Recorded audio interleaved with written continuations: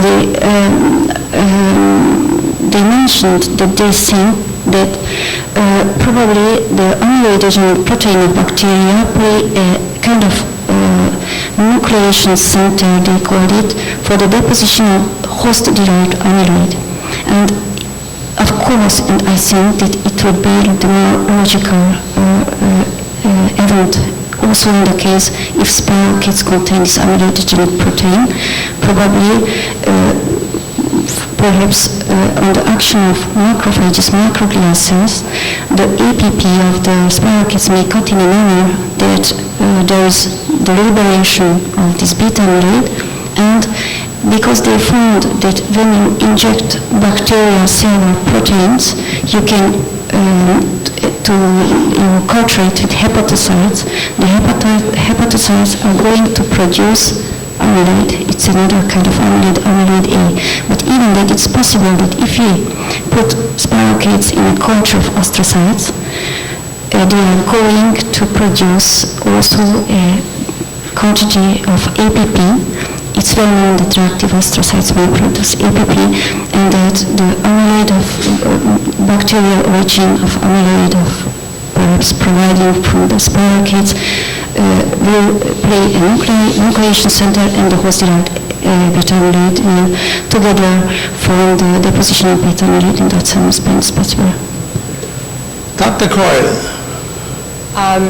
I'm going to ask about the Alzheimer data, which I think is very provocative. As a neurologist and one interested in nervous system infections, for a number of reasons, it would seem quite illogical to me that Alzheimer's is a spiroketosis. So it would raise in my mind that what you're finding, because you have a number of lines of evidence, might be an incidental spirochete in these particular patients. So I wanted to ask about your controls. Alzheimer's is a neurodegenerative disorder. It's an age-related disorder. I'm wondering if you've looked at age-matched, let's say, demented controls from another condition, such as multi-infarct dementia, that would be a similar age, have a similar sort of brain atrophy, et cetera, as controls. Of course, your question initiates many very big problems that we have in Alzheimer's disease concerning both the clinical or the pathological diagnosis of Alzheimer's disease. And it's related with your question, unfortunately. And one is that we can, as I already said, the diagnosis of Alzheimer's disease can be made only by histopathological changes, because, of course, in one of my control cases, we had also the clinical diagnosis of Alzheimer's dementia, but we found multiple infarcts in the brain, therefore it was not Alzheimer's disease. So it's very important that the diagnosis have to be made always in all research work in Alzheimer's disease by the histological examination. The second point is that for the control cases or Alzheimer's cases, unfortunately, we use in the clinical diagnosis two diagnoses. One is Alzheimer's disease, and the other is normal aging. Normal aging means that we have Alzheimer's type changes, but in quantity not enough to put the diagnosis of Alzheimer's disease.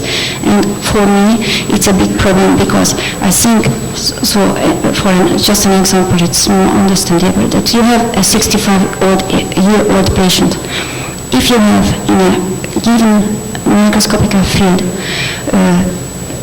15 similar plaques, you put the diagnosis of Alzheimer's disease. If you have only 14, you have the diagnosis of normal aging. And if you have a patient who had nothing at all, what we are going to say, I think that these cases are those of really control cases and normal aging cases. So it's a problem always you can find in our journals and letters who go and scan between different persons with different point of view. And for the, what was my question? Okay, I think two more short questions, please. Okay. As a clinician, I have seen a number of patients with clinical Alzheimer's disease who had total reversal with antibiotic treatment, such as I use for Lyme disease.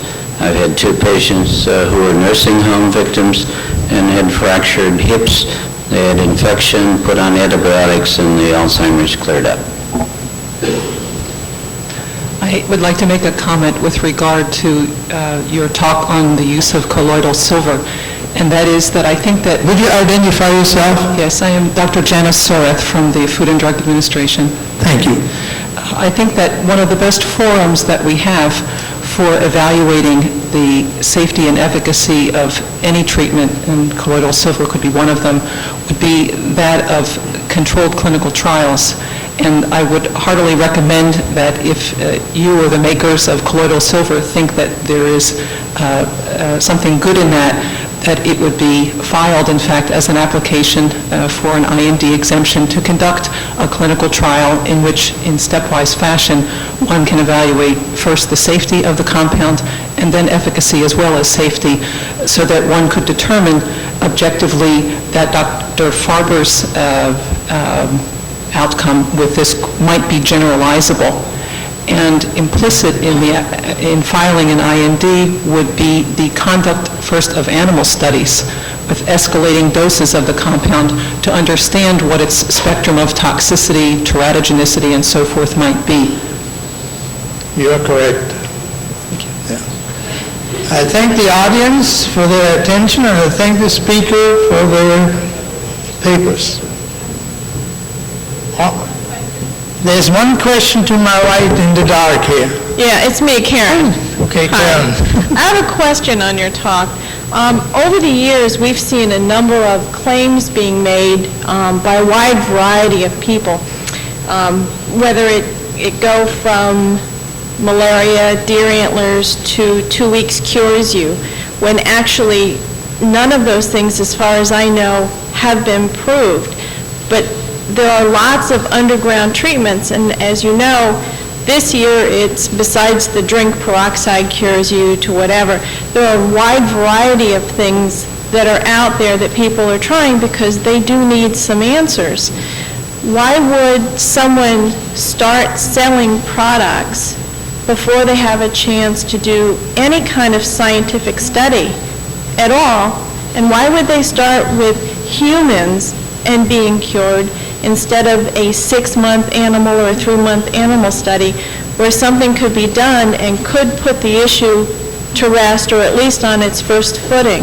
Because I see this on the internet all the time. I mean, there's lots of stuff, including this product, it's competitive silver products and other products that people are foregoing their physicians and foregoing any kind of treatment because now this will cure them. And it's almost as if we've forgotten science. Not me, we, but in general, we've forgotten science, and we make lots of claims and can pull licenses if you don't treat the way you're supposed to. Well, when do we go back to it? Well, Karen, I fully agree with you, what you're saying. Of course, you should address this to Dr. Farber, but nevertheless, as I said, I do not claim standing up here to support his product. I do not claim that whether or not he has made mistakes in trying to market this product. All I'm saying, what he is reflecting, and he is, to me, he is reflecting as a person who has gone ahead, and he was here. You remember him last time when he was at Atlantic City, and he read a poem on my behalf, which was all nice, and this poem has nothing to do with my standing here and talking about him. All I'm saying is it is worth exploring just because we haven't got to the goal yet with antibiotic treatment. I think anything that will come out that somebody has a product and he is convinced. I agree that it should be evaluated. I said the future will show whether this product, which is now being used by lots of people across the nation and in Europe, will be what he says it will do. If it does, thank God. We need this product. If it doesn't, it will go away. Just lots of other things have gone away after making a lot of noise at first. Thank you so much for the discussion and for the speakers. Well, just because we don't have all the answers about how to treat, that's why we scheduled right after this section.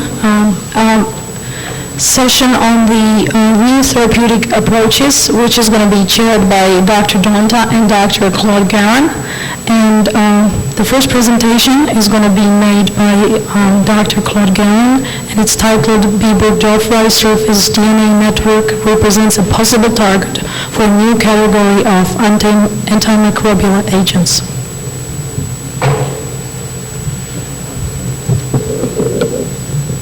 Thank you, Martina. Let me first of all thank the organizers of the meeting for the opportunity to attend a session. I always appreciate the opportunity to describe our program and also to meet friends at these meetings. Our laboratory has been involved in the past several years in trying to define in a molecular way those components which are important in the pathogenesis of Borrelia burgdorferi. I would say that one of the goals that I set for today's talk is supported in a way by the fact that molecular biology talk is included in a session called New Therapeutic Approaches. It has been our goal for some period of time to dismantle a molecular dissection, if you will, of the organism and decide what component functions in what way in the pathogenesis of this disease. And what I'd like to do today is to give you an overview of 3 projects. And those 3 projects each have 2 goals. The first goal, as I said, is to define in a molecular way how things work. But just as important a goal is to define targets. And I would define targets as some characteristic of the microorganism that may be exploitable in interrupting either its metabolism or its replication or some new approach to antimicrobial treatments. We have been convinced that a look at the molecular biology of the organism will yield new targets that can be used in a rational way to deal with disease process. So what I'd like to do is to show you 3 projects at work, and there are different stages in our laboratory, but nonetheless they both have 2 goals. And I think you'll see that thread running through the three different projects. Have the first slide, please. Any laboratory in the world that sets out to define the genetic capacity of Borrelia burgdorferi comes to the conclusion that genes are distributed among a collection of both linear and circular molecules of various sizes. The sizes are a characteristic of the particular isolate, and changes in those sizes have even been seen as a consequence of passage in the laboratory. But nonetheless, important genes are distributed among these various molecules. Ellen Walker has recently joined our laboratory and is interested in pursuing one of the unusual characteristics of this collection of molecules, and that is that they are covalently closed on the ends, yielding a linear molecule which is essentially a covalently closed circle that's homologous across the middle. And some years ago we've been able to show that with careful denaturation, that is strand separation, each of these molecules yields a single-stranded circle that refuses to come apart because it is a continuous chain. We actually are using a technique that was developed and published a number of years ago for an entirely different purpose. And the purpose at that time was to rescue from retroviral infected cells the very rare proviral sequences from an overwhelming excess of cellular DNA. And that procedure was based on the fact that the proviral DNA was not denaturable. That is, by virtue of the fact that it was covalently closed, it was not strand separatable. It was twisted together. Well, with a slight variation on a theme, that procedure works for the purification of the terminal sequences of these linear plasmids, be it the chromosome or the so-called linear plasmids. And essentially the technique works by choosing enzymes which break these very large molecules into various parts, and you notice a difference immediately between internal fragments and external fragments, and that difference can be reflected most easily in the fact that when you denature or strand separate the parts, these 2 end molecules, since their partners are hooked together, immediately snap back together and reform a duplex. It's called concentration-independent reannealing. Whereas these particular fragments float around until they find a partner and they reanneal at a rate which is dependent on several factors that are very well defined, mostly temperature and time. We have developed a column chromatography method which essentially separates singles from double strands, and we can effectively purify these molecules which have their origin at the ends from molecules which have their origin in the middle of these molecules. I'm going to show you pictures of a collection of these molecules, a collection of these molecules, and finally what the column is able to give you, that is purified terminal sequences. I stood in the back for a moment to try to see, and I was what you could see, and I was in some despair of being able to see individual DNA molecules.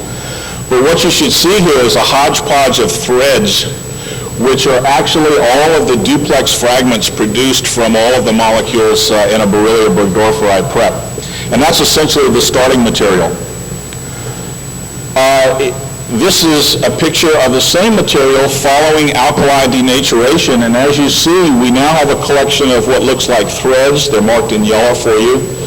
And it is a characteristic of this spreading procedure that a single-stranded molecule collapses into what's called a bush, and it's a very precise distinction between single and double, and these represent all the internal fragments which are still single-stranded. These are presumably duplex because they originated in the terminal sequence. And the column separates all of the single-stranded material very cleanly from the double-stranded material. We're able to get contour length measurements on those, and we're ultimately able, even on gel analysis, to start with high molecular weight material, a mixture of linears, a whole mess, mixed-matched fragments here, and ultimately the purified terminal sequences. Why are we interested in the terminal sequences? Because this unusual structure doesn't appear very often in biology. And Elvin Walker is interested in defining the DNA binding proteins, the replication complex, the very special set of enzymes that are required to handle and replicate that particular kind of structure. In the systems where this has been defined, there are enzymes called telomerases, which actually are specialized enzymes for handling that particular structure. So he is interested in pursuing that with the hope of defining some replication complexes specifically adapted to handling these structures, in hopes that they might be a sensitive target for some antimicrobial agents. Now, one additional characteristic of this collection of molecules is that the organism has chosen to distribute very important genes among the various categories. And here, for example, you see flagellin and a whole host of other genes which have been mapped to the so-called chromosome. You also see OSP-A and OSP-B, which have been mentioned a number of times today, which have been mapped to a linear plasmid. You've seen OSP-D mentioned today. That's been mapped to a separate linear plasmid. And OSP-C, or the gene for OSP-C, has been mapped to a circular molecule. So Borrelia burgdorferi has chosen to distribute very important genes among these various categories of sizes and shapes of molecules. And what that implies is that the organism also has a mechanism for making sure that each and every one of those structures is represented when it comes time to make copies and replicate the organism itself. And there too might be an opportunity to interrupt the replication of the organism based on the requirement of that organism to make sure that important genes are copied and replicated at a reasonable rate. That implied to us some time ago that perhaps there was a complex where these structures were all held together, and that might be a mechanism for marshalling all of these various size classes. And so we developed a method borrowed from the people who do pulse field gels, and that is they embed the microorganisms in a block of agar, useful in protecting the structures during the course of the various treatments that are required. And here the surface proteins are digested, detergents are used to dismantle the organism, but it's all done within a matrix of an agar block, thereby protecting very fragile structures and keeping them in some sort of orderly way. After that takes place, there is an enzyme which will dissolve away the protective matrix and allow us to look in the electron microscope at the structures that are generated. And then when that was done, what one sees is a structure reminiscent of spirochetes. I know you can't see very much from the back, except that it looks like some of the spirochete pictures that you have seen today. We have measured the contour lengths of these structures and determined them to be very close to an intact spirochete. The width of the structures appears to be a little bit larger, perhaps consistent with the idea of a sausage casing that's no longer round, but perhaps flattened in the process of pursuing that. And what we also see in those particular preparations are this network which appears to be at certain places in various stages of dissociation. And I'm going to show you a number of these.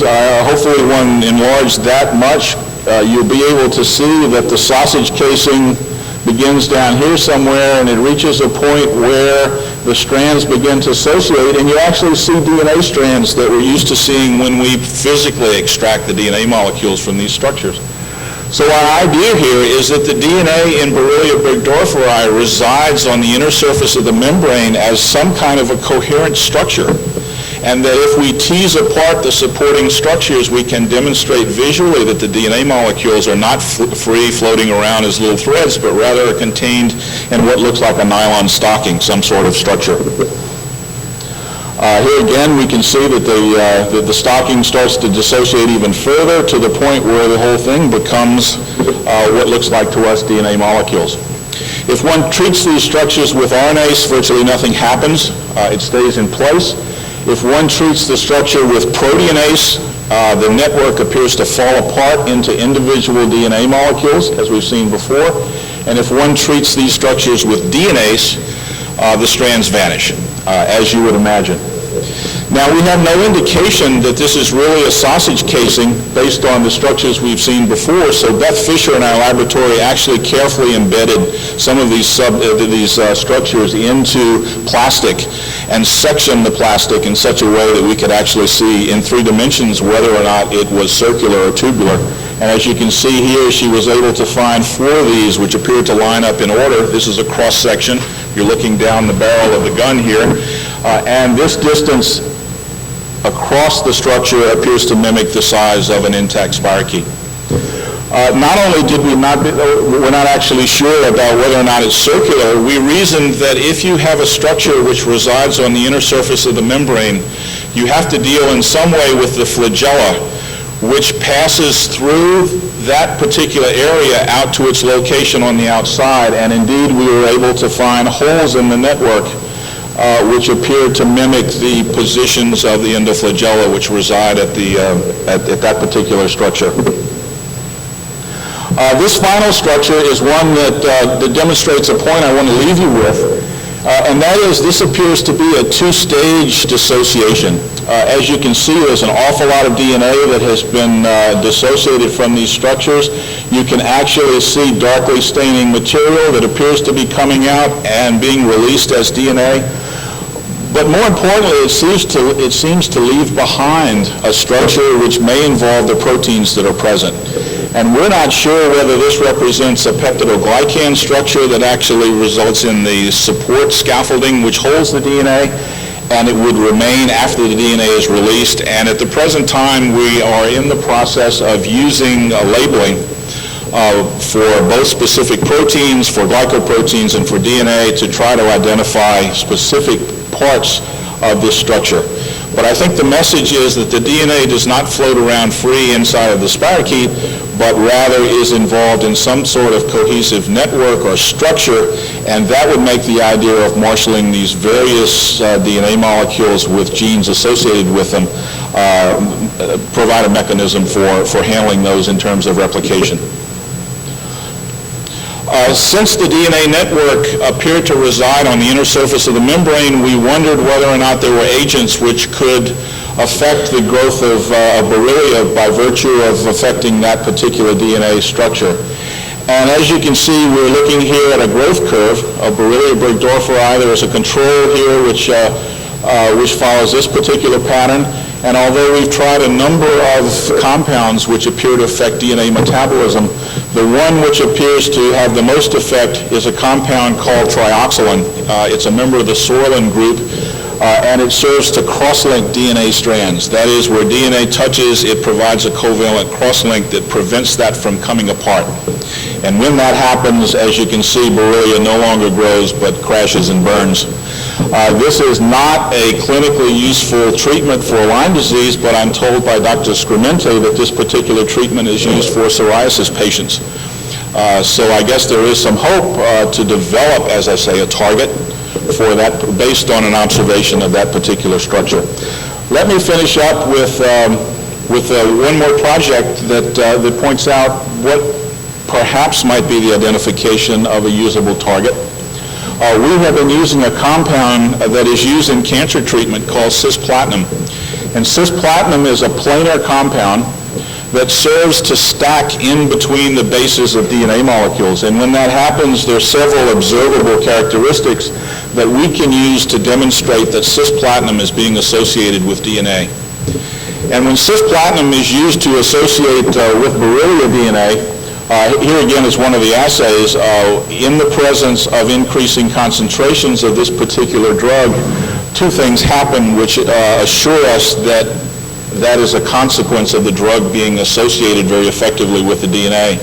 One is we can monitor the winding of a model DNA molecule, and secondly, we can monitor the increase of density and length. As the stack increases, so does the length of the molecule. Cisplatin, in addition to intercalating into DNA molecule, brings with it a platinum molecule, which we can find very readily in the scanning electron microscope as a consequence of that platinum. And what you're seeing here is an intact Borrelia burgdorferi cell detected by what's called secondary electrons. You're simply detecting the contrast by virtue of electrons bouncing off the surface. This particular image is the identification of the platinum associated with the DNA, and you're actually reading that platinum beneath the surface of the spirochete. And it makes the point that the DNA occupies the same length and the same shape as the cell does. It occupies the position on the inner surface of the membrane because we see a slightly less diameter here. And therefore that network is present in spirochetes which have not been treated in any way other than treatment with the cisplatin. Let me finish up by saying we had high hopes that perhaps cisplatin, by virtue of its binding, would have some effect on the DNA molecule. As you can see, cisplatin, as well as these other compounds, grow nicely, and Borrelia doesn't appear to object to them at all. Let me finish with one particular highlight. The field of Borrelia research, particularly the genetics, has been penalized by the lack of a genetic exchange system.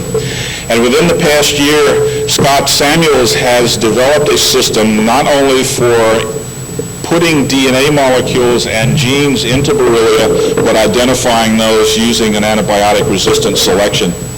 I want to finish with this image of Borrelia burgdorferi control as we're used to seeing it.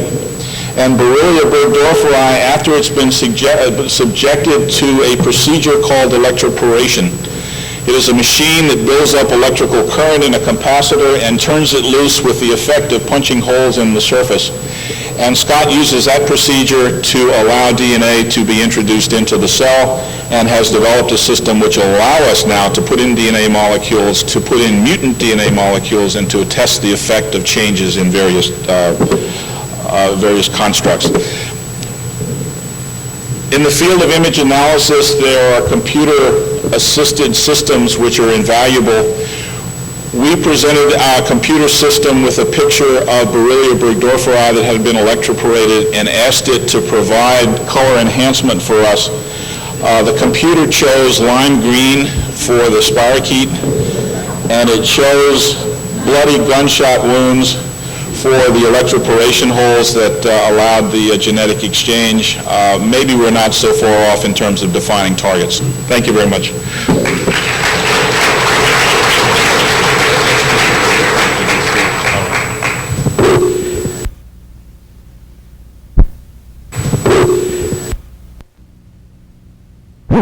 From my small country in the Central Europe.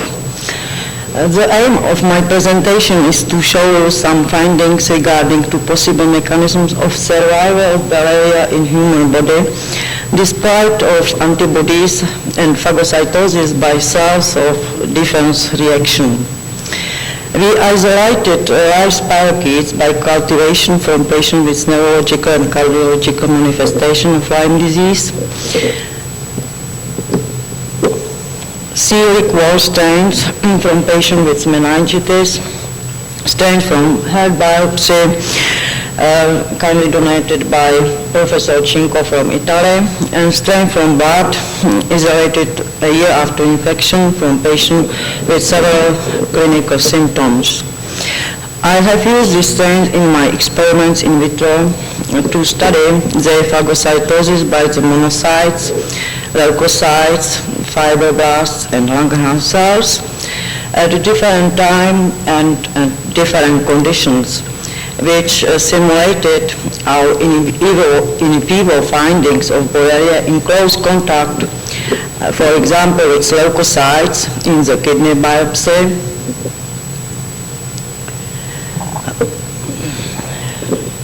or in close contact with monocytes in the hair biopsy, this Borrelia in close contact with these monocytes. Also, you can see Borrelia in close contact with these monocytes and vacuoles with some rest of this Borrelia. I have shown that Borrelia were very often located in collagen of the skin in erythema migrans biopsy, and also in the collagen in acrodermatitis chronica atrophicans. You can see that this Borrelia have also this cyst-like form, not only this spiral form.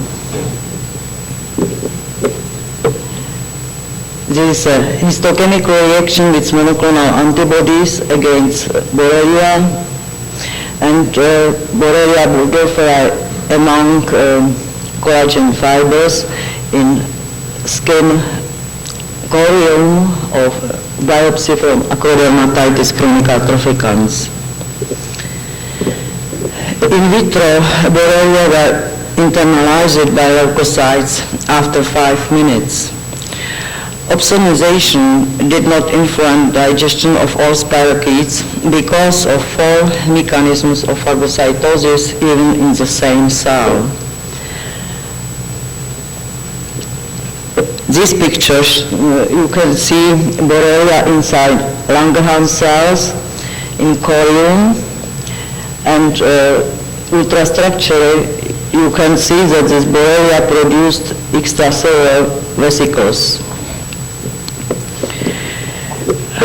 These 4 mechanisms of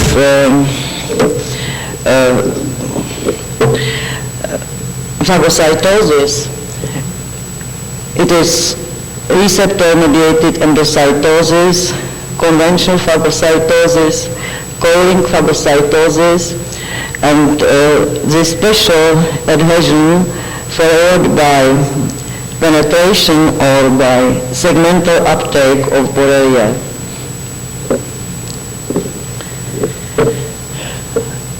Borrelia were internalized after 30 minutes in channel-like endosome arising from the fusion of coated vesicles, which are continually generated by invagination of surface membrane. But even after 10 minutes, you can see Borrelia inside phagosome, and after 30 minutes, Borrelia are digested by this action of lysosomes, but endocytosis leads to the cytolytic degeneration of Borrelia after 2 hours.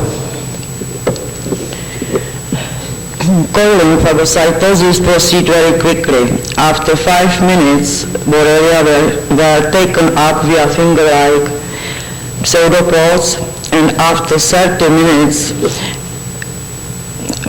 are wrapped into the cytoplasm.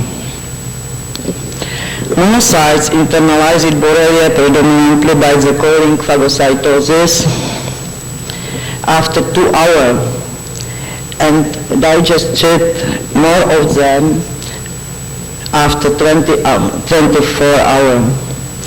But some Borrelia appear to be able to escape from the endosome by the alteration of the host membrane. 3 Borrelia were observed in the cytoplasm of leukocytes after 2 hours,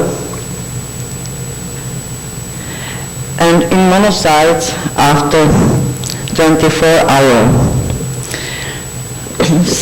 Segmental uptake by sinking or penetration was observed in leukocytes after 60 minutes and in monocytes after 24 hours. This is penetration to the monocytes.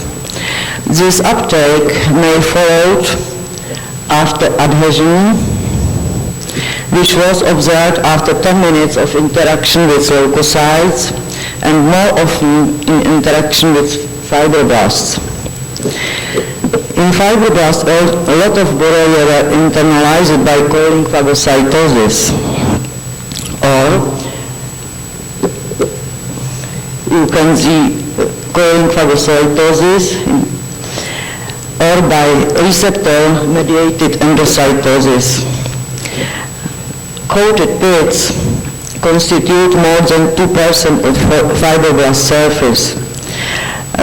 These coated pits contain clathrin, fibroblast receptor, for example, integrins, are associated with coated pits only after ligand binding. After pretreatment of fibroblast with monoclonals against clathrin, the most Borrelia were free in the cytoplasm.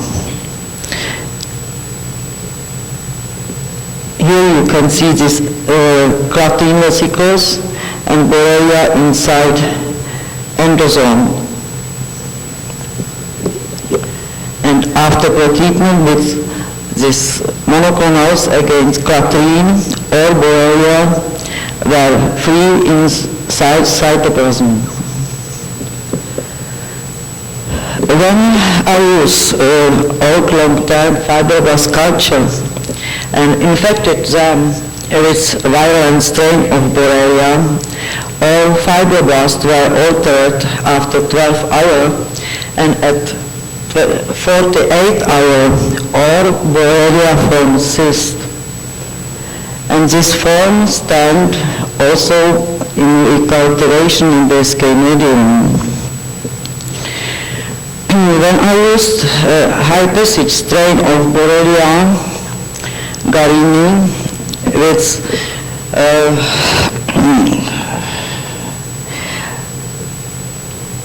OSPA and OSPB protein in low expression and cultured them with fibroblast, the OSPA protein was again observed after 2 or 4 weeks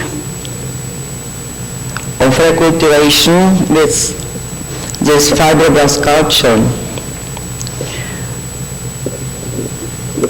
Or in cytochemistry, you can see this reaction of antigen antibodies with gold. These gold particles are in the site of this antigen antibodies reaction. Fibroblast protected Borrelia for at least 14 days from ceftriaxone treatment, as have been shown by Dr. Georges Klempner. Therefore, I used carrier liposomes with incorporated ceftriaxone for treatment of 24 infected fibroblasts. Fibroblast these liposomes were endocyted after 1 hour. Borrelia were altered at 6 hours.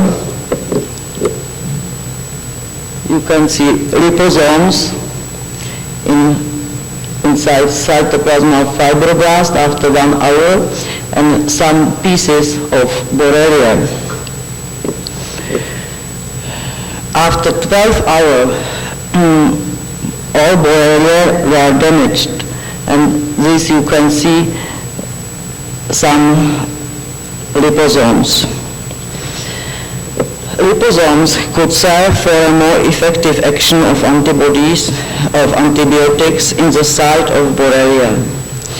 Borrelia produce extracellular vesicles in cultures and also in collagen,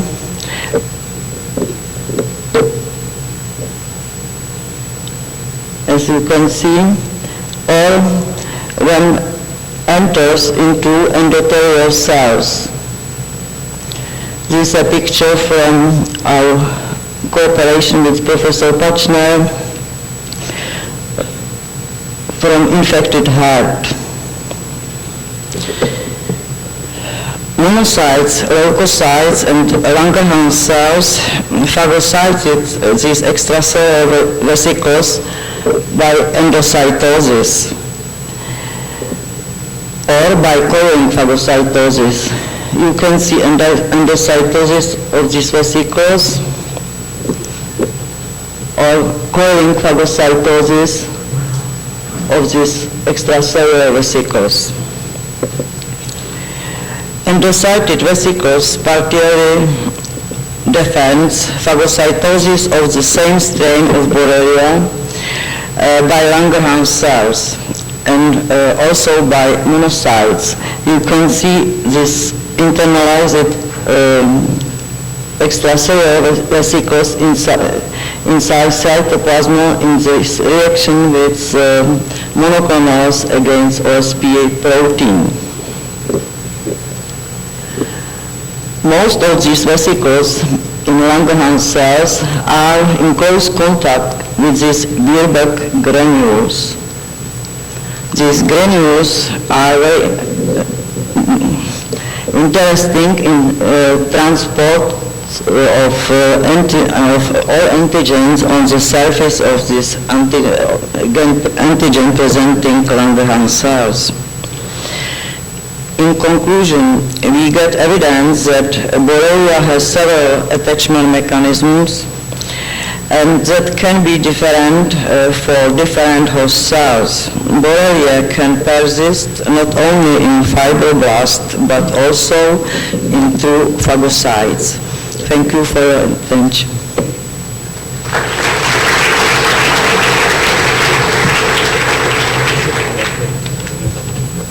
Thank you, Dr. Linska. Our next presentation is entitled Evidence for the Intracellular Borrelia Localization.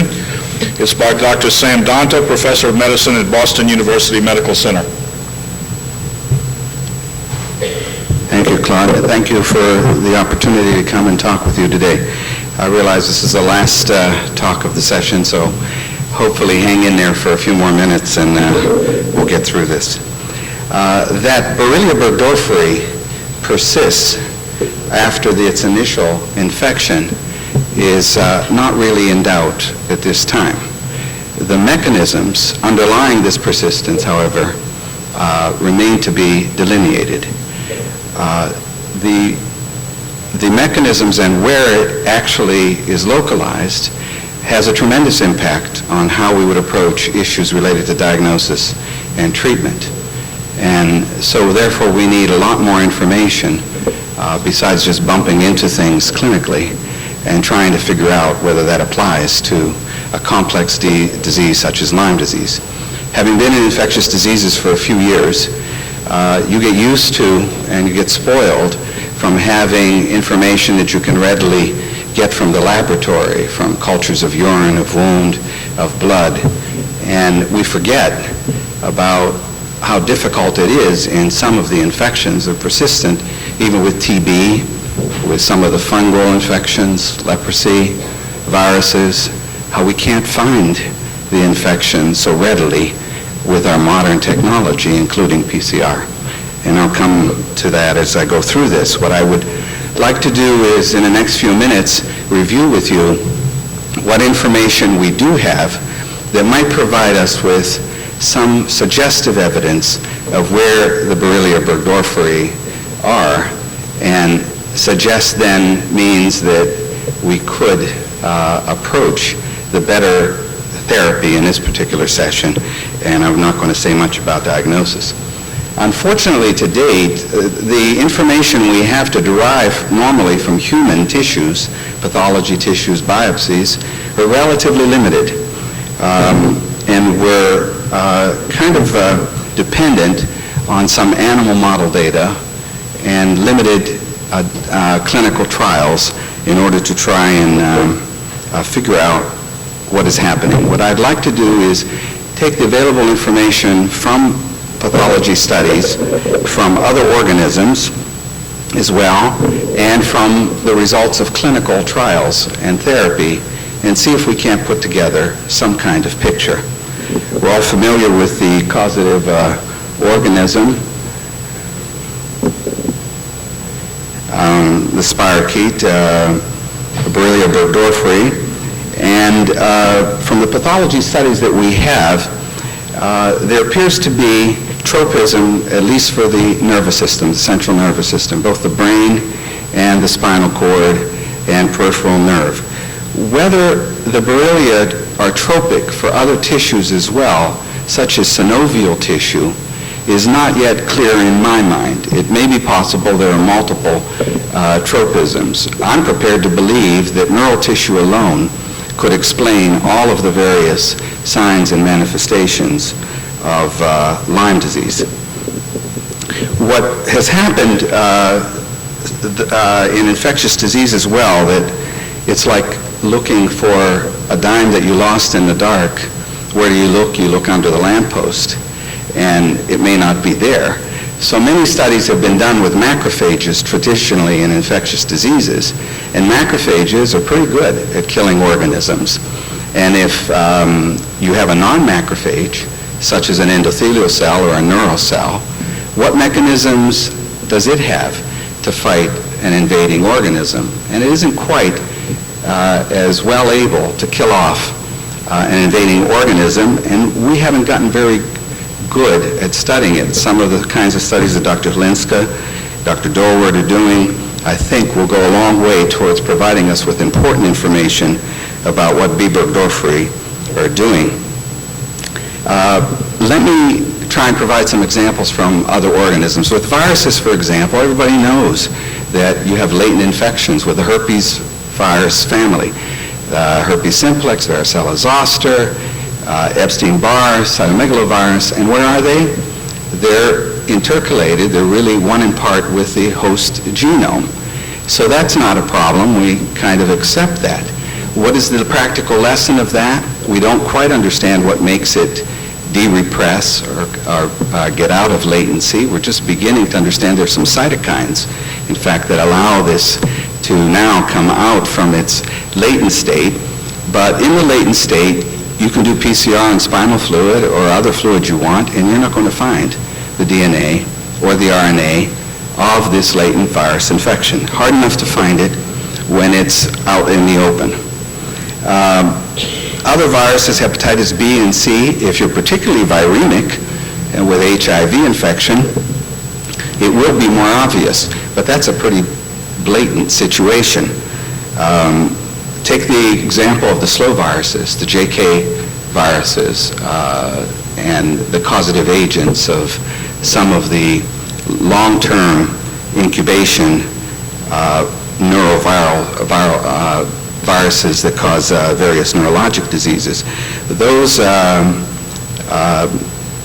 have remained latent, and we don't really have a good understanding of how they're activated and what happens over a period of time. Let's get into some other organisms such as parasites. When we're dealing with an organism such as Toxoplasma, it's now known that Toxoplasma, once it invades a cell or is internalized, and sometimes those terms are used synonymously, it resides in an endosome and not an endolysosome. Usually when you get processed, and I apologize for not having a slide, but most of you understand that once you go into the phagocytic event and you have an endosome, the host cell has a lysosome which fuses with the endosome in order to try and kill, I suppose, or process the material, the living thing that is inside there.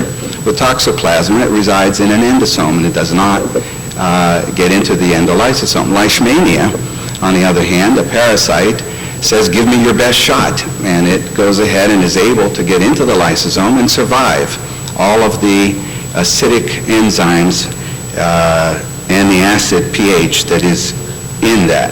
Where malaria resides exactly isn't clear, but there's another example of parasites that can reside intracellularly for very long periods of time. With fungi, we know that histoplasmosis is a classical intracellular organism. A number of years ago, they did on patients who were being autopsied in the Ohio River Valley and found that 70% of spleens contained histoplasma in them. Just as an example, these are not patients who had active histoplasmosis, but just as an example of how fungi can be in an intracellular state. Where cryptococci are, I have no idea. It's possible, I suppose, for some organisms to stay extracellularly, but I have no good example to give you of such a situation. Do the cryptococci stay in a spore-like form, the way we have botulinum bacilli or C. difficile spores in the lumen of the gut? That's a different situation, but maybe there are spore-like features of some of these organisms that can survive in the body on mucosal surfaces, and so you might not need an intracellular focus in order to get persistence. But you still have to then explain how can it metabolize, whether it multiplies, whether it spreads, what is its persistence and survival. With pneumocystis, which used to be thought to be a parasite but is a fungus, where is the pneumocystis that so many AIDS patients have a problem with, that we all have pneumocystis in us? Is it on type 2 epithelial cells? Is it inside cells? And I don't have an answer for you there as well. Getting into some more traditional organisms, bacterial type of organisms, we have the group called the atypical organisms. Legionella, cause of Legionnaire's disease, has now been very nicely identified to be able to get inside the cell, be in an endosome, and to be able to block the fusion of the endosome with the lysosome. And another example would be a chlamydia, which is able to, this is just part of the cell cycle of chlamydia, which gets inside, and when it's staying inside, it stays in an endosome, and its major outer membrane protein is responsible for inhibiting the fusion of lysosomes with the endosomes to try and destroy the chlamydia. With rickettsia, which is another group of organisms that are obligate intracellular parasites, this is an example of a rickettsia spread by Ixodes damini that's in an oocyte of the Ixodes, and you can see there's some membranes around it. And this is actually in an endolysosomal vesicle. Rickettsia can take the host's best shot and survive the lysosomal challenge as well. Another rickettsial organism, the the Ehrlichia, is also able to be in an endolysosomal vesicle, and this is just pointing out some membrane, some double membrane that they're able to survive. More recently, very elegant studies by Russell and other co-workers have shown that the Mycobacterium avium intracellulare can go ahead and create its own nest, which is part endosome, part lysosome, where it excludes the lysosomal acid packets, incorporates some of the lysosomal proteins, but excludes the acidifying machinery of the lysosomes, and is able to survive in an endosome, but maybe an endolysosomal-like vacuole. Contrast that with regular Mycobacterium tuberculosis, which can survive in the lysosome itself. So we have examples of lots of different ones, including Treponema pallidum. Lukart and Miller demonstrated, this is in the phagocytic cells, that treponemes can survive some of the phagocytic action over long periods of time. And where are Treponema pallidum? Until the HIV era, we had kind of assumed that they're easily cured with a shot of penicillin or a few days of tetracycline, but that is not the case. That we know that these organisms persist, but I can't tell you whether they persist extracellularly or intracellularly, to be sure. Salmonella, the cause of a lot of gastroenteritis, invades organisms and takes up a residence intracellularly, and it could be in a lysosome as well, even though much of the time it can break through and cause a lytic infection and spread on to the very next cell and infect it. But we know people with salmonella can relapse and have disease in the future, so that's another example of an intracellular infection. Now, what do we know? Just one more example with Staphylococci. We think of staph basically as an extracellular organism, but we realize when we're taking care of patients with osteomyelitis or even with staph bacteremia that 1 to 2 weeks is not sufficient to take care of the bacteremia. And why is that? Because they get intracellular as well. And they too can live in an endolysosomal vacuole and make it difficult for antibiotics to get to them and eradicate them, and it also makes it difficult for the host to go ahead and get rid of them.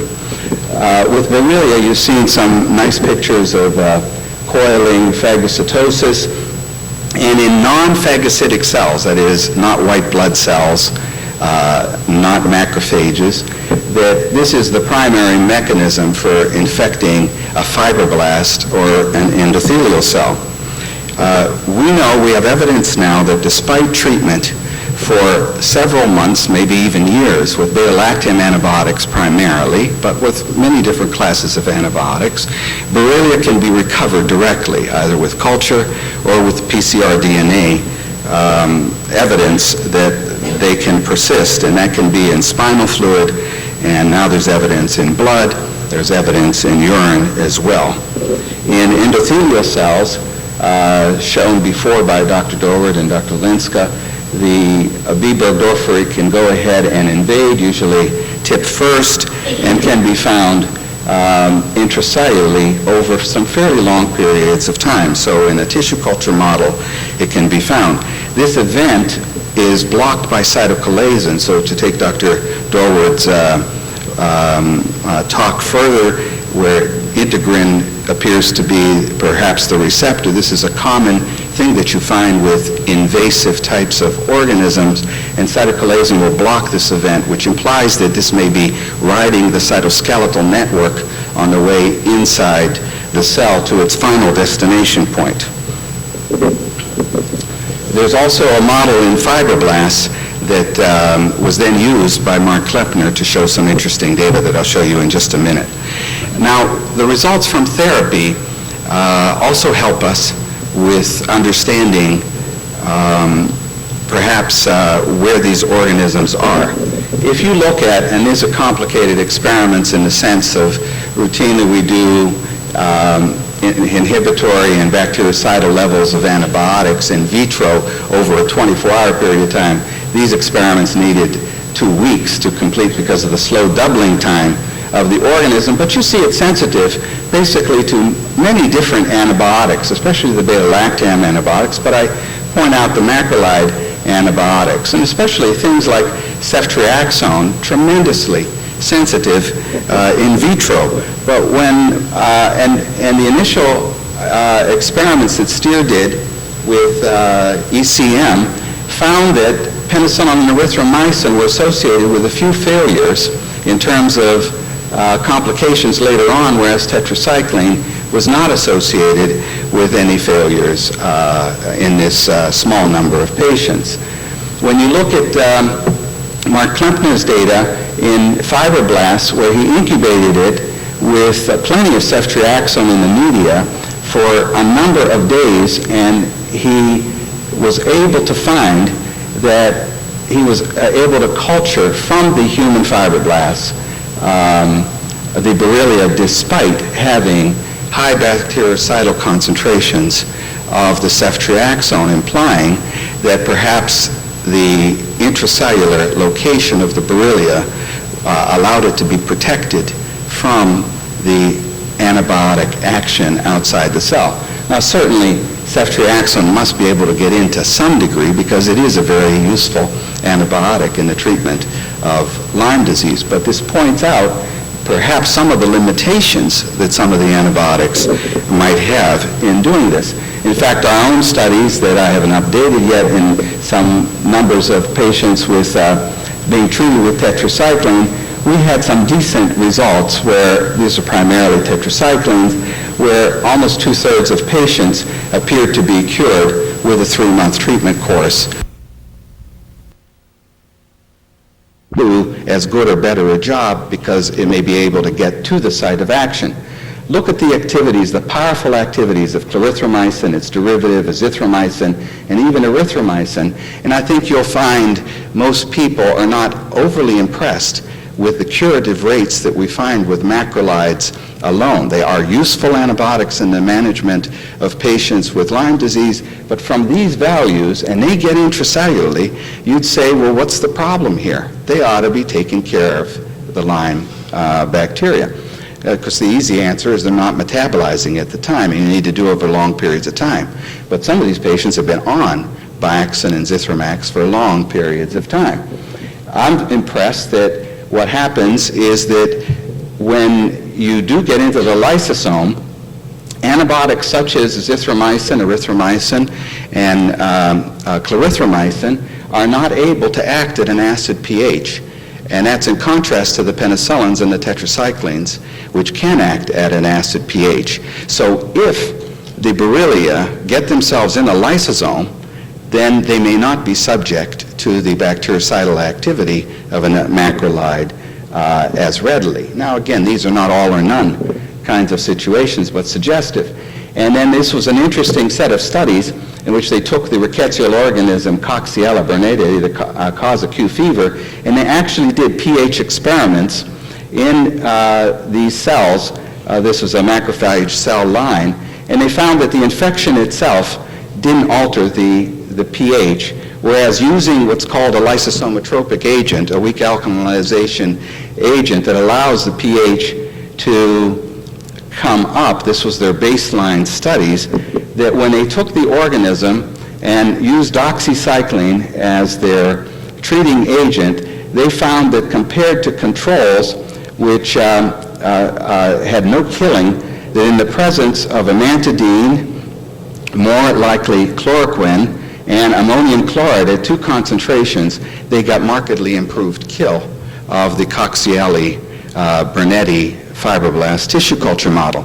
And taking that into a clinical study, I'm examining some patients using Plaquenil, which is the closest to chloroquine that I could get. It's hydroxychloroquine as opposed to chloroquine, and combining it with clarithromycin in this slide, and showing that patients studied over a 3-month period generally had excellent or moderate responses in their clinical symptomatology. With azithromycin, pretty much the same thing, and in limited numbers of patients with erythromycin, there was more dropouts, intolerance of the erythromycin. They also seem to improve. So in summary, we know there's evidence for persistence of B. burgdorferi from clinical symptomatology. We know there's evidence for persistence by culture and PCR, more impressive evidence. There appears to be persistence if you look at the tissue culture models.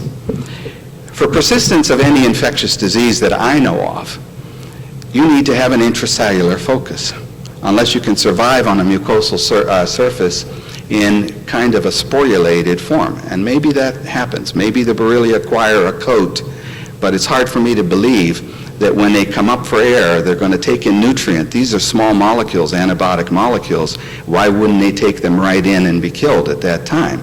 Because many of us who treat Lyme disease patients for a long period of time, you would think that they should be able to respond to that treatment.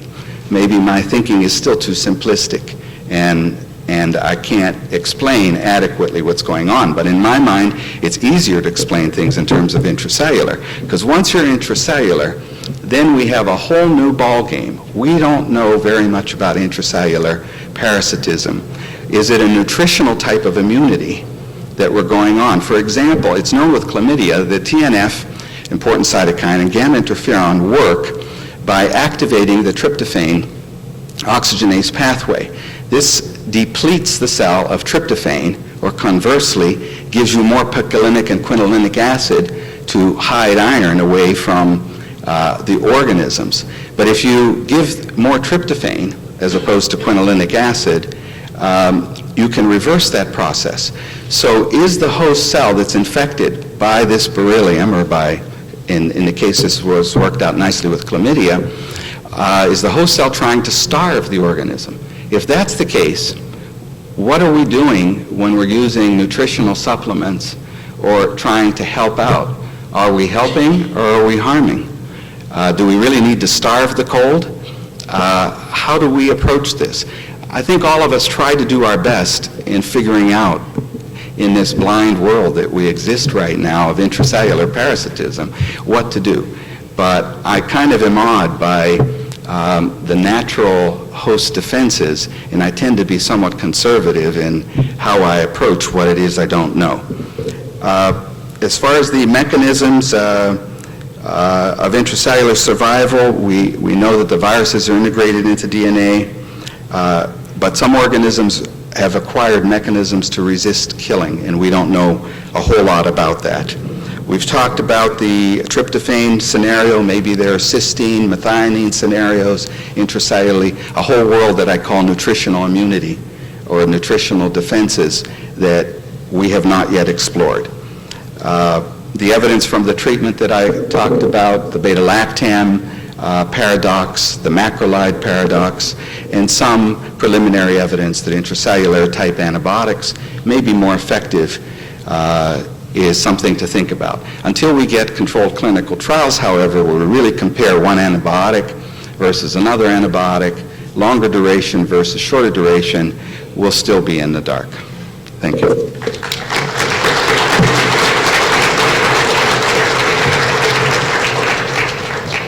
I suppose we'll open this up then for questions of the three speakers.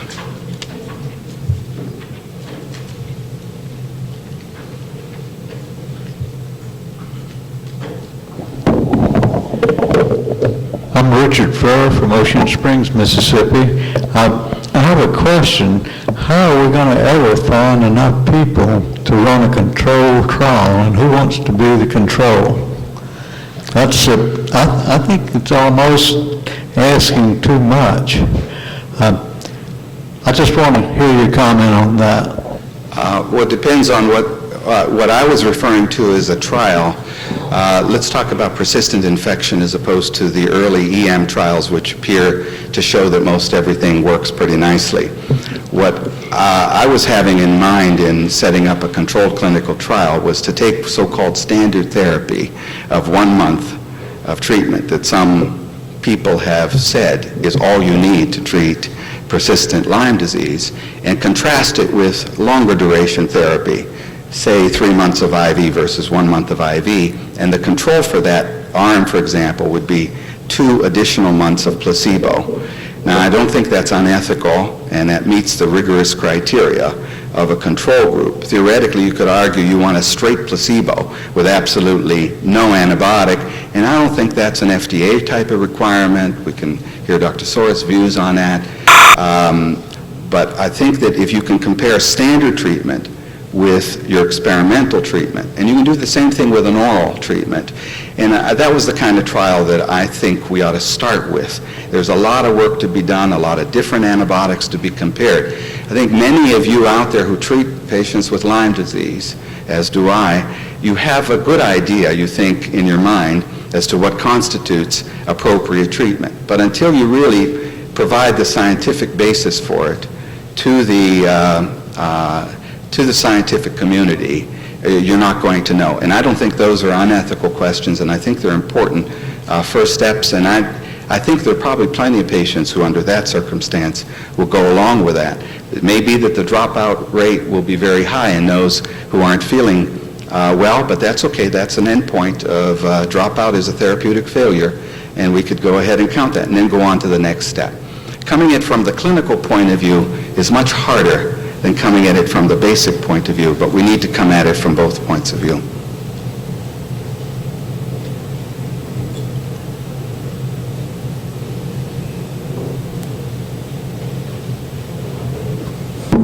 Would you be so kind to perhaps to summarize for all of us, what is the actual evidence that has been presented during your session, that not by way of inference, but actual evidence that Borrelia resides intracellularly? There is really, you mean in a human being? Yeah. There's no evidence of where it is in a human being other than culturing occasional skin tissue and occasional brain tissue that you can find it. So there is no evidence that it is intracellular or extracellular from that point of view. As Craig Cleveland, internal medicine. Just wanted to anecdotally report this past fall and winter in some of the patients who I've had with Lyme with primarily neurologic symptoms, and taking information out, I believe, Archives of Neurology in '89 using amantadine in MS patients and helping reduce fatigue. Taking the amantadine also for prophylaxis during wintertime in immunocompromised or debilitated patients. Had more than a handful of patients who were on antibiotic therapy as well as amantadine had improvement of symptoms, whereas prior they seemed to be stable. And wondering whether or not, again, looking at a possible mechanism of amantadine, as you had mentioned, in combination with antibiotics, improving therapy. Well, I'm told, and perhaps Dr. Coyle or others who've used amantadine, I had heard that amantadine started to get used in chronic fatigue patients and noted that they started to feel better. Dr. McCullers from Alabama told me that he has been using amantadine for over a year now, and I asked him to go back and tell me what antibiotic was he using it with, because it'd be hard to believe that he was just using amantadine alone. But there are these various reports of amantadine having been used in a variety of conditions and now being brought to Lyme disease. And the only reason I didn't pick it as opposed to Plaquenil to start the studies, although I have a number of patients now that I'm looking at on amantadine, is that it seemed to me I wasn't, from these in vitro tissue culture model studies, they were getting a better effect from the chloroquine than they were from the amantadine, and I wasn't sure whether 100 milligrams of amantadine twice a day was going to be as good as 200 of Plaquenil twice a day. But I think it's another thing that should be looked at scientifically to see whether it has an impact.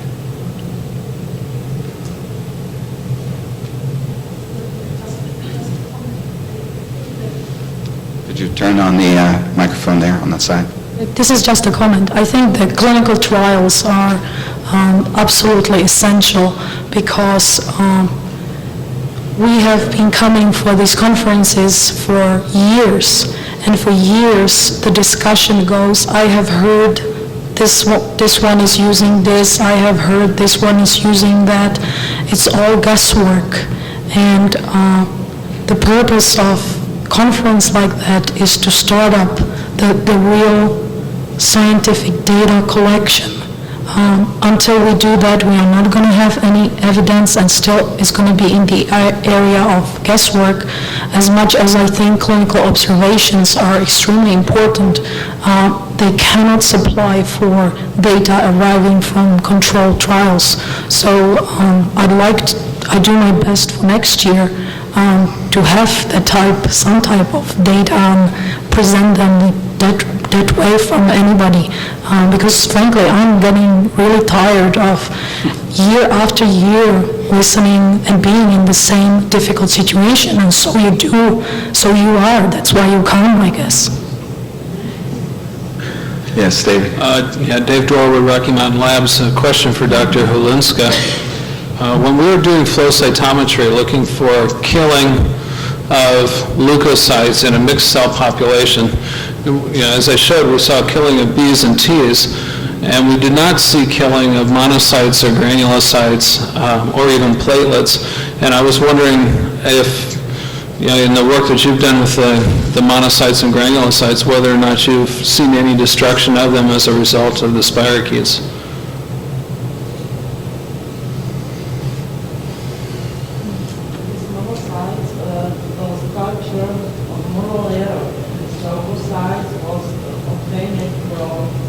Blood on Picol centrifugation. I think that differences in phagocytosis are only in this time of ingestion or in the time of phagocytosis. Leukocytes phagocyted Borrelia more quickly than monocytes. But in monocytes is sometimes also not only calling phagocytosis but also conventional phagocytosis by lysosomes. But I show only strict times and at 24 hours all these monocytes digested this Borrelia by coiling phagocytosis. At 10 o'clock or at 6 o'clock, maybe some conventional phagocytosis also. Okay, but no, there was no loss in viability of the monocytes in the assay. They destroyed the spirochetes and survived. Is that correct?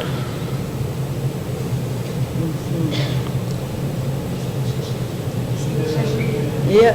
Yes, because after all these experiments, we did make a recalculation in Basque medium, so that we found that some spirochetes were alive because we recalculated spirochetes also from this 6-hour and 10-hour infected monocytes. Maybe that it is these free spirochetes which we found inside cytoplasma. But from leukocytes, we could not do this recultivation, and therefore I don't know if in Borrelia survive in leukocytes after phagocytosis. Okay, thanks. Help a little bit with the translation, so you got your question answered. Okay. Janice Sarth from the FDA. With regard to the comment that it is difficult to have an adequate and well-controlled trial, I would say that our experience at FDA with regard to early Lyme disease as well as chronic is that that's not true. There's no dearth of patients to be entered into trials for Lyme disease. In early trials with erythema migrans, as in all other infections that we look at the FDA, we have advocated active controlled trials because we believe it's not ethical in an infection to have a placebo-controlled trial, whether it's for early Lyme disease or strep throat. With regard to chronic Lyme disease, after there is some initial treatment with antibiotic therapy, let's say as a standard 4 weeks or 6 weeks, I think beyond that we are in uncharted waters with regard to the efficacy of longer-term treatment with antibiotics, and that's again a very important question that folks are trying to answer. So I applaud your effort in that setting then to have a placebo-controlled trial beyond the initial course of antibiotics to try and answer the question, are the chronic manifestations amenable to treatment with anti-infective agents? We must also bear in mind that long-term treatment with antibiotics, even if it is efficacious, is not without potential side effects, and sometimes the side effects are very serious. At the agency, we tend to see a lot of that data with our spontaneous reporting system, so that bits and pieces that one might gather in their own small trial, we see a larger picture of. And long-term treatment with high-dose antibiotics resulting, let's say, in gallbladders having to be removed from adults or pediatric patients is something that we take very seriously. So I think that it's an important issue that has no other answer other than that of a controlled trial. Wish that it could come some other way, but beyond that, it's this person's experience, that person's experience, which is valuable, but doesn't answer the question in a generalizable fashion for all patients.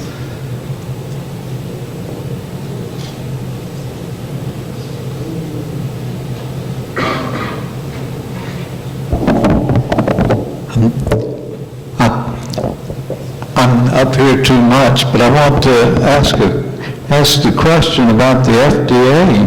They haven't approved the first drug for the treatment of Lyme disease yet. And we seem to all agree that some drugs do tend to work. And I don't understand where they're coming from. That's the problem. And the other, that's a comment, I guess. The other thing is that let's think of a model akin to rheumatic fever. We use bicillin like once a month, and we practically eradicated rheumatic fever. And I would like to propose a controlled study using bicillin periodically to control chronic Lyme disease. Let me comment, if I might, to defend the agency on not having approved a single antibiotic for Lyme disease. In the 5+ years I have been with the agency and working on the portfolio of Lyme disease, we have received one application from a pharmaceutical company to try and approve their treatment for early Lyme disease, and that was from Glaxo. This data was presented publicly in July of 1993, cefuroxime compared to doxycycline. The trials were not without their problems in terms of the protocol design and efficacy outcome definitions. However, even though at that point we were not able to approve cefuroxime, we have continued to work with the company to try and use some more recently developed serologic testing methods, including Western blot, to understand, in fact, that those entered into the trial appropriately had early Lyme disease. You have to be careful with efficacy trials in which you have active controls, in which you're trying to prove equivalence, because if you have a sloppy trial, both treatment arms will be equivalent, but you may necessarily not have shown anything. So I guess I would say that we're working very hard to get something approved. That's one reason I'm here, because that is our goal at the FDA, to put drugs on the market that are safe and effective and so labeled for the treatment of X. And I think soon we will have something approved. Second problem is that many of the products that I think we have used as a standard, be they amoxicillin or a doxy or tetracycline or a macrolide such as erythromycin, are generic products. Unfortunately, the makers of the generics are not rushing up to us to have their application approved for treating Lyme disease or anything else that they're used for off-label, because for them there is no money in it. And we don't have easy mechanisms at the agency to go ahead and say, well, I'm going to approve this generic, because we necessarily don't have the data. It's not submitted to us, or it's submitted to us in such a form that we can't readily validate it, so that things continue to be used off-label, But if the data's kind of in a drawer and even if you get at it, you can't validate it, there isn't much you can say about it. So it's the issue of generics versus innovators. But I'm confident that within a relatively short period of time, we'll have the kind of data that we need to get something or some things approved, at least for early Lyme disease. It's certainly trickier for chronic with all the obvious issues involved in that. But we're trying. Thank you. We've been given a quota of 2 more questions, one here and one there. Here first. As a physician and also as a Lyme patient of over 5 years, I have great concern about the availability of medical care. I've treated patients in at least 20 different states, California, Florida, East Coast, West Coast, and my question to the new Lymeys is, why are you calling me? And many of them say, we can't get anyone to treat us. Most of you know that last year the state of Michigan is prosecuting or trying to take away the license of a physician for treating Lyme disease. And I personally evaluated 38 of his charts, and there was only one of them that didn't improve. And that's one who chose to go to the University of Michigan Medical Center rather than stay with him. The diagnosis was correct, etc. 2/3 of our Earth's population of about 4 billion people get all of their medical care not from physicians, but from witch doctors and herbs and botanicals and things like that. Is it any wonder that so many of the products that some of us use and experiment with are looked upon as good things, because all of our antibiotics don't work. And I still require antibiotics on a daily basis. If I stop, my knees hurt, my ankles hurt, and my hips hurt, and I get central nervous system changes, et cetera, et cetera. So I'm one that's going to be promoting long-term antibiotic usage, and I've experimented with a lot of them. And the expensive ones aren't any better than the less expensive ones, at least in my situation. One other thing, I wrote and asked a drug company for some samples for a patient who had been using Augmentin for quite some time and was paying full price.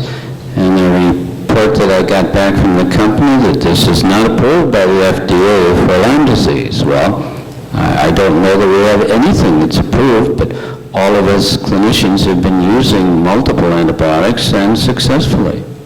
Where do we go from here?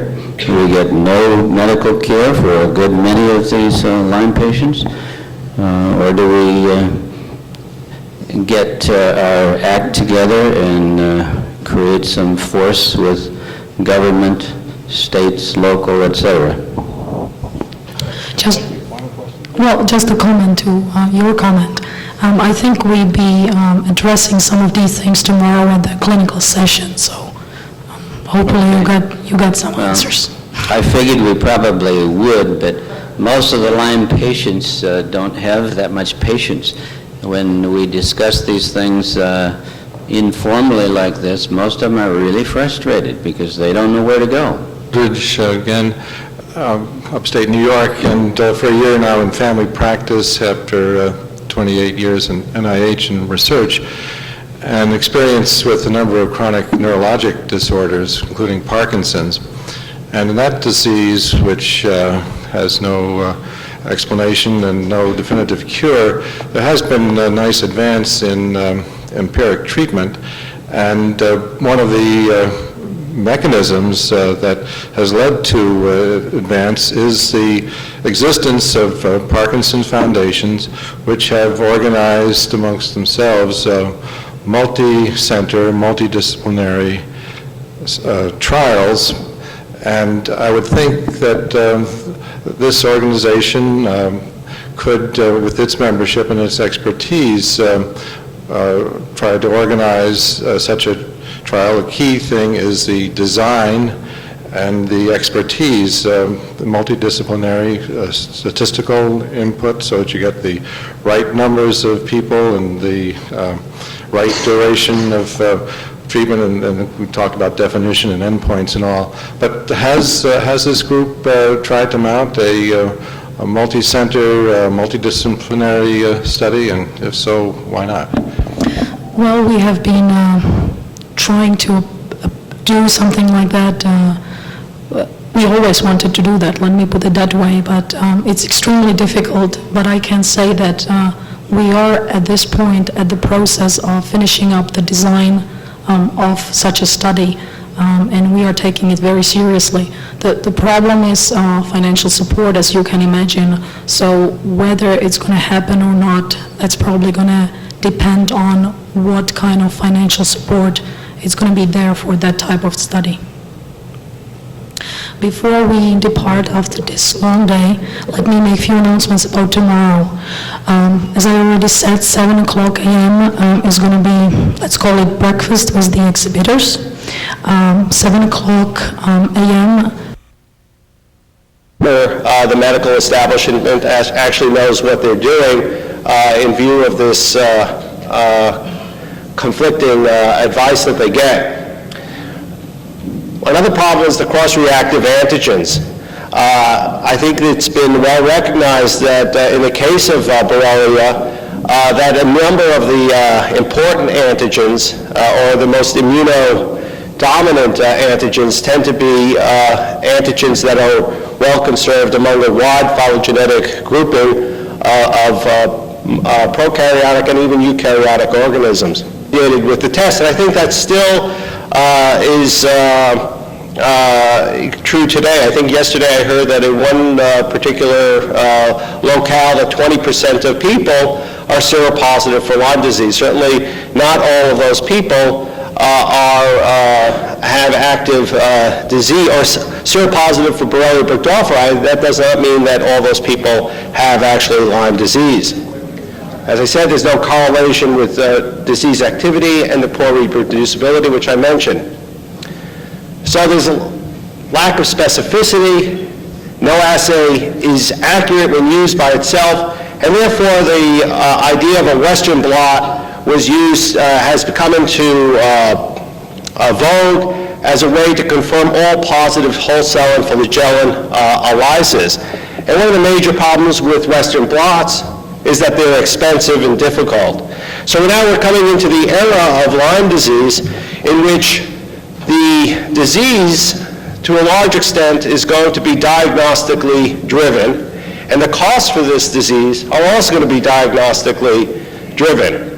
I mean, I estimate that between doing a Western blot and an ELISA and a Western blot, that we're now looking at cost for a diagnostic test of ranging anywhere from $150 to $200 per test, which is a really exorbitant cost at this time of decreasing monies available for health care. So new assays are needed. These should be at least as sensitive and specific as the current ELISAs that are confirmed by Western blots. And I think that this is a very stringent standard when we start talking about doing various diagnostic tests. They have to be as sensitive and specific as the ELISAs, and they have to be as specific as a Western blot. So we've been looking at recombinant proteins as a way of developing diagnostic tests. The factors that affect the efficacy of a recombinant protein is really the ability of developing recombinants that select one or more targets that are immunodominant, and that there should be very little or a minimal amount of genetic variation of these immunodominant epitopes, so they have to be representative.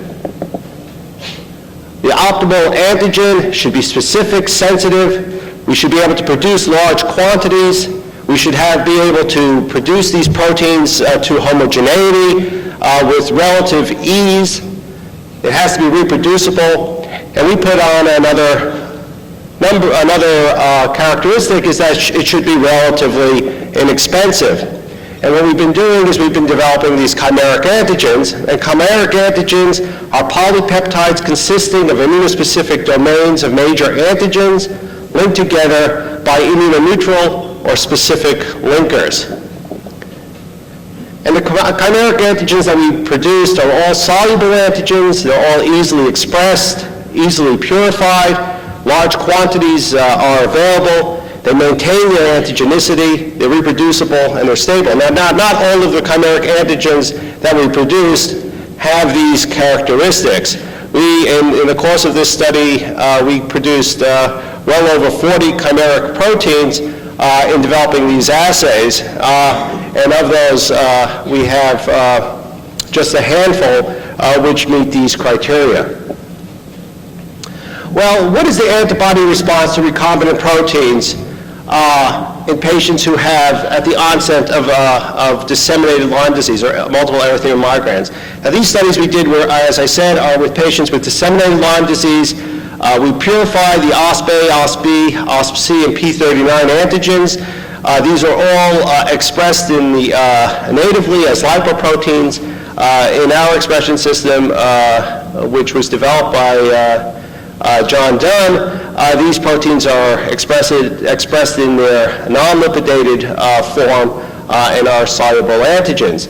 And what you can see is that when you look at these antigens of these patients, is that to OspA, that the response to IgM is about 55% of patients at the onset of their erythema migrans.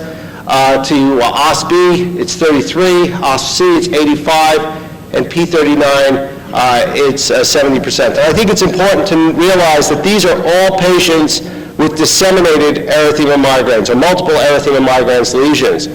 And I think that that's really quite in contradistinction to the patient who has the single erythema migrans lesion, in which the level of immunoreactivity would be expected to be much lower. These patients have a much higher antigen load, a much higher bacterial burden. They're much sicker due to their disease. Here's just the, again, when we looked at the IgM and IgG response in patients with multiple EIM, and looked at different time points in these 33 patients at 0 months, 3 months, 6 months, 9 months, and 12 months, what we found was that in the case of OspA, that you had a very nice response at time 0 and 40% of patients. However, this tapered off fairly rapidly so that at 12 months, no patients responded. Similarly to A is B, and P39.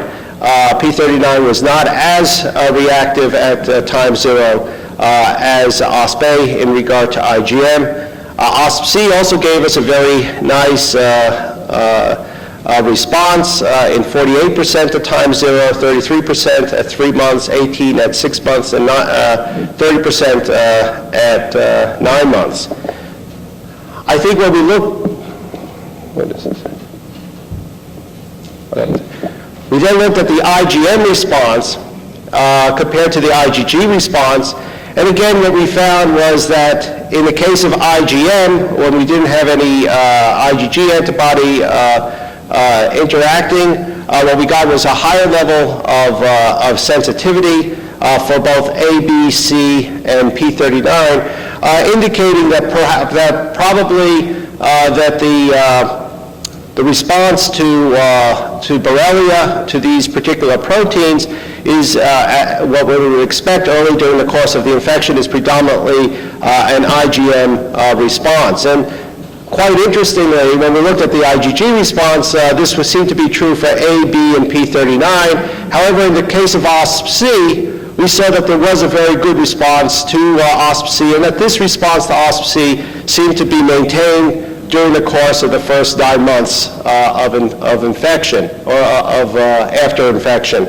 So that during the first 9 months, there was a significant number of patients who went from IgM to IgG in the case of OspC, but in the case of OspA, OspB, and P39, the initial response was an IgM response to these particular antigens, which was then and there was the switch over to IgG didn't occur in the majority of patients. And I think that that's a very important lesson to learn in the development of these diagnostic tests. And we looked at 12 patients with chronic Lyme disease, and these are patients who had either evidence of, more or less, these are patients who had evidence of arthritis. The IgM and IgG response, when we looked at the secondary antibody being directed to these two classes of antibody, again, we saw that there was a good, we were able to detect significant numbers of patients who had antibody to A, B, C, and P39.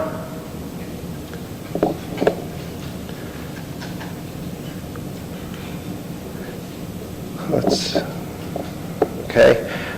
When we looked at the IgM response again, it seemed to be present in patients with chronic Lyme disease. And I guess this is somewhat reminiscent of the initial data that was presented by Joe Kraft and published in the JCI several years ago, it was probably almost a decade ago, regarding the development of IgM antibody even in patients, directly against Lyme disease, even in patients who have chronic Lyme disease. The OSP-C response is not as prominent as was seen in the disseminated disease, but still present. And here we look at the IgG response, and again, you see a significant number of people do have an antibody response against these lipoproteins. And I think that that's, again, an important piece of information regarding the validity or the usefulness of highly purified recombinant proteins for the diagnosis of this disease. It wasn't too long ago where people felt that there was no antibody response or very poor antibody response to these particular groups of proteins.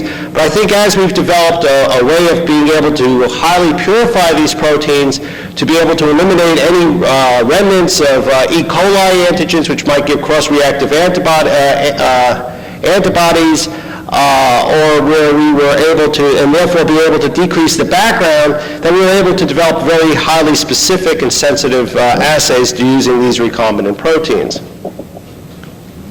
Well, we wanted to use our chimeric proteins, and as I mentioned, the chimeric proteins that we used were combinations of, were chimers made up of a variety of antigens that were linked together by, really these are linked together by pieces of Borrelia antigens that are not specified here, but these are very immuno-specific regions that have certain structural characteristics that we could predict by computational analysis.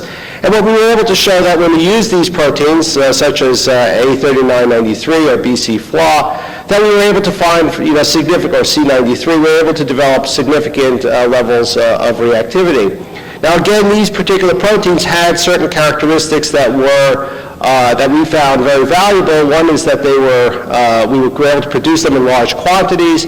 Two, they were very highly soluble, and therefore we were able to use them easily in being able to coplates. And three is that they should be relatively inexpensive, because they're really, you're getting 3 or 4 or 5 antigens that are contained in each one of these that are or portions of 5 different antigens that are contained in each one of these that are not, for the price of really one. Here we have an example of the IgM and IgG response in that cohort of 12 patients with chronic Lyme disease, and you can see that we were able to detect a good level of antibody in with each of these antigens, A3993, 83%, BC-FLA, 83% at the initial time of the infection. When we looked at any the use of these chimeric antigens in either 12 or patients with chronic Lyme disease or 33, and to look for any evidence for seroconversion or evidence of antibody at the initial time of infection, all 12 patients with chronic Lyme disease was able to be detected with this assay, all 30 of the 33% or 91% in patients with disseminated Lyme disease. I think the other, we then began looking at these recombinant proteins using ELISA on various populations of patients. And I think the important punchline was that the recombinant BC-FLA was really quite sensitive, even compared to the whole Borrelia assays. Here's another panel of patients which we compare them to. Here's 6 patients with chronic Lyme disease, 41 patients with disseminated, 21 with meningitis. And I think if you come down to this particular line where we use our chimeric proteins on an ELISA plate, what you can see is that this was equally sensitive to the whole cell ELISA, or more sensitive in this instance, 51% versus 44%. In this instance, a little bit less sensitive, 76 versus 81%. But in each case, they were more sensitive than when any of these antigens were used independently. So here we have a serologic test which is as sensitive, a whole cell ELISA, and I think even more importantly, or just as importantly, when we tested these particular chimeric recombinant antigens against sera for patients with secondary syphilis or relapsing fever, none of these patients had cross-reactive antibodies. So here we have a very highly specific test as well. This is in contrast to the CDC's ELISA, in which you found that 82% of patients with syphilis had positivity when used with this ELISA test, and 100% of patients with relapsing fever. So here we've developed a test that is equally or more sensitive to the whole cell ELISA, but exquisitely specific. I mean, we have not found any false positives using this test at this particular point with patients who have syphilis and relapsing fever, and we've tested now over 50 different specimens from patients with secondary syphilis. So the conclusions, our studies demonstrate the feasibility of multivalent chimeric antigens for the diagnosis of Lyme borreliosis.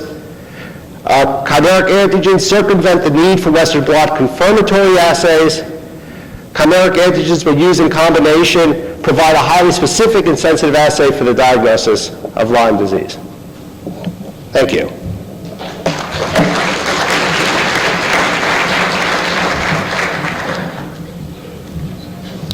Thank you, Dr. Luft.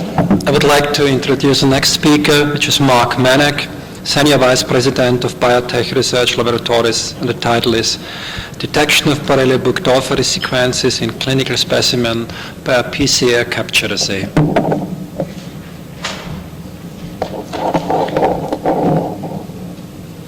Okay, thank you.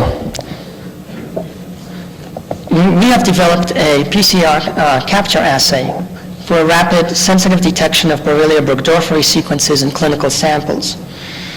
At North American Laboratory Groups, we do a fair amount of Lyme testing, and it was essential that we develop and validate an assay which allows dependable processing of large numbers of samples. And that was the goal of this study. Dr. Luft addressed some of the limitations of serological tests. And I'll just briefly add to that one of the limitations is that serological tests are really not suitable for diagnosis of very early infection, since positive antibodies don't appear till about 3 to 6 weeks post-infection, and antibiotic therapy should really be administered prior to that time. Also, these tests do not test directly for the presence of viable Borrelia, and there are significant false positive and negative rates which can occur, partly due to the presence of cross-reactive infections. There's no good correlations between stage of infections, reactivation of borreliosis at later stages of infection particularly, and there's no good correlation between serological tests and with effectiveness of therapy or symptomology in the patients. The PCR assay, in contrast, offers many advantages over existing serological tests. It allows a direct measurement of the spirochetes in clinical samples of the fluid. It can be used for early diagnosis of infection. In fact, within several days after infection, you can find positive PCR in bloods. It can be used to verify Lyme disease in cases where serology is negative or indeterminate. And the diagnosis of Lyme arthritis and neuroborreliosis can be confirmed with PCR. And it can also be used for monitoring effectiveness of therapy. Therefore, we wish to validate some of these advantages. The setup for PCR actually involves 3 separate functions. One is the receipt of the samples themselves, processing and extraction of the nucleic acids, PCR amplification, and the detection steps themselves. Because of the great power of PCR to amplify even very small number of Borrelia molecules in a sample up to 10 to the 9th copies. If there is any contamination between the amplified product and a new sample coming in, it could lead to high false positive rates, and that's a major concern with PCR. And we have taken extensive precautions to ensure that the detection step and the sample processing step are well separated. These three functions are performed in different labs, and we include multiple precautions to make sure that any positive results we get, in fact, do represent true positives. Some of the controls that we include in our PCR assays include process controls, which consist of known positive and negative blood samples and urine samples. PCR inhibition test, in which we spike the Borrelia samples with human DNA, which contains HLA-DQ alpha, and this is used to monitor the recovery of the DNA and to ensure the absence of any inhibitors of PCR. PCR controls include dilutions of Borrelia DNA and negative DNA and buffer controls, and detection controls for our detection step include also positive and negatives and blank samples. We run these controls with every set of assays that we perform, and these controls allow us to monitor for any problems we may have with sample processing, any inhibitors which may be present, ensure that the PCR is working correctly, and that our DNA detection steps are in line. We have used this assay for looking at actual clinical samples, including ticks, tissues, blood, urine, synovial fluids, and cerebrospinal fluids. The ticks and tissues come to us in a vial with no preservative. Blood and CSF synovial fluids arrive in EDTA tubes. Urine is in urine cups, to which we add ethanol as a preservative. All of these samples are shipped at room temperature in an expandable pack via overnight carrier. For specimen processing, for the tissue processing, we homogenize the tissues, digest with protease K and SDS, phenol extract, and ethanol precipitate prior to amplification in PCR. Ticks are crushed, subjected to Chelex, boiled, the debris is pelleted down, and the supernatant is used for the amplification. Blood samples are pre-processed, separated into the serum samples, or plasma and buffy coat samples. And in that case, we use an affinity column which captures the DNA, a Kia-amp purification step. This consists of a rapid protease K digestions, putting the sample through a Kia-amp column, washing out proteins and other reagents, and eluting the DNA for the amplification. Urines are pelleted, and the pellet is used through the Kia-amp, synovial fluids, and CSF is used directly in this process. For the PCR step, the DNA extract is added into a tube. The DNA control for HLA-DQ alpha is added. A mixture of primers, which include the primers for the HLA-DQ alpha and the OspA gene of Borrelia, are added in along with all the amplification reagents. They are then loaded into microtiter plates and are used in a Perkinelmer 9600 thermocycler. We use the use of a microtiter plate allows us to run 80 clinical samples at the same time along with all the necessary controls. For the detection of the PCR products, we use agarose gel electrophoresis with ethylium bromide to monitor for the effectiveness of the HLA-DQ alpha amplification. Any clinical sample which fails this test, which does not have the necessary HLA-DQ alpha step, is re-extracted and re-amplified. It goes through the entire process again. These gels are then blotted onto nitrocellulose, hybridized with the specific probes for OspA, and you can see the specific bands, and they're also run through a DNA capture hybridization assay, which I'll describe for a rapid microtiter test using a plate reader analogous to an ELISA test. This just shows our inhibition test from the actual clinical samples. The HLA-DQ alpha band is shown right here. This band is required in all patient materials. You have some controls over here. as I mentioned, any sample which fails this test is repeated. This is a ethylium bromide of the OSP-A PCR product. You can see 2,500 copies in ethylium bromide.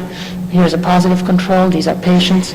And on a southern blot hybridization, we can clearly see as little as 5 copies.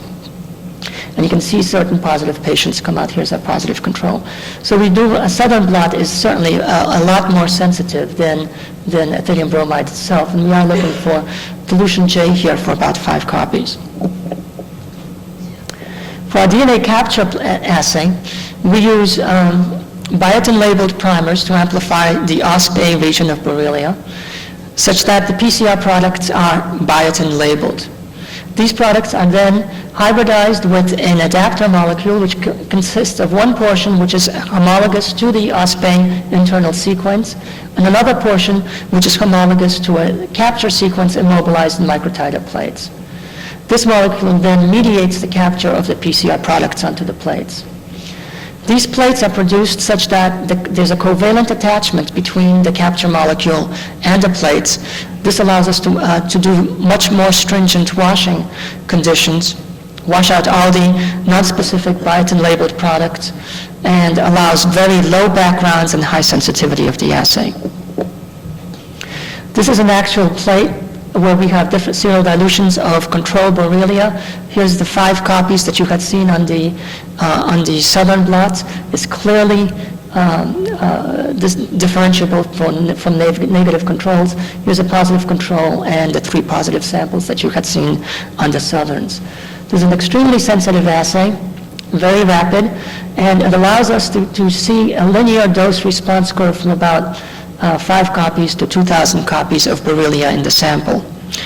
The advantages of this assay is that this does allow us to do a very rapid throughput. We can do this in a microtiter format. Like I said, we can have 80 samples tested at one time with all of the controls necessary.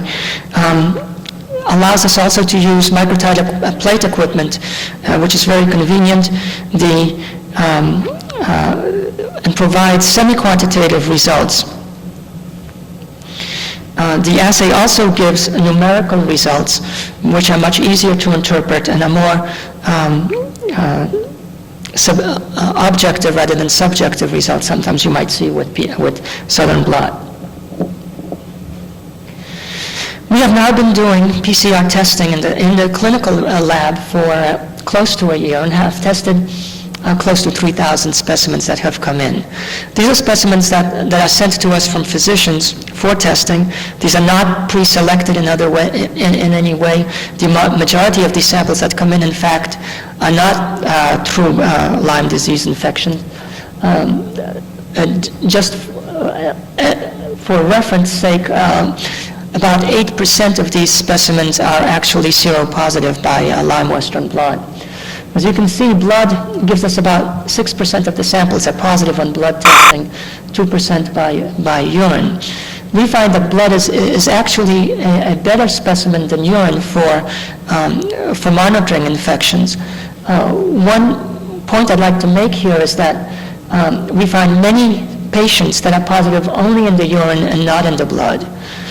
In those specimens which we have, serial specimens come into us from a physician, we find that it's more often the second specimen which comes in a week or several weeks after the first specimen that comes in that will be positive in the urine, whereas the first specimens are often negative.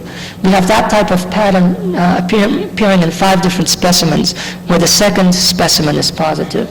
We're now looking into the possibility of what exactly this means, whether this means that these patients are treated with antibiotics and the appearance of PCR positive material in urine represents a secretion of Borrelia into urine samples. Another study we have looked at recently is we've fractionated whole blood into a Buffy coat sample and into serum samples. We did this on the belief that some Borrelia may be sequestered into the lymphocytes, part of the host normal response, immune response. And in fact, when we do look at separate specimens, we've looked at 130 specimens or so, we find that the buffy coat is positive much more frequently than the serum itself. This may mean we are now validating a whole blood extraction procedure, and when we do so, we expect that we may be able to find a higher positivity rate in these materials. This is again the unselected samples out of a total of 70 PCR positive samples that we had run Western blot reactivities on. We find that seven samples are IgG positive and 10 were IgM positive. Since some of these samples are positive for both, only 15 of those samples are positive for either IgG or IgM. This represents 21% of the PCR positive samples are positive for either IgG or IgM. Another 27% are equivocal on the Western blot assay. So this is about 48% of the PCR positive tests are either positive or equivocal by Western blot.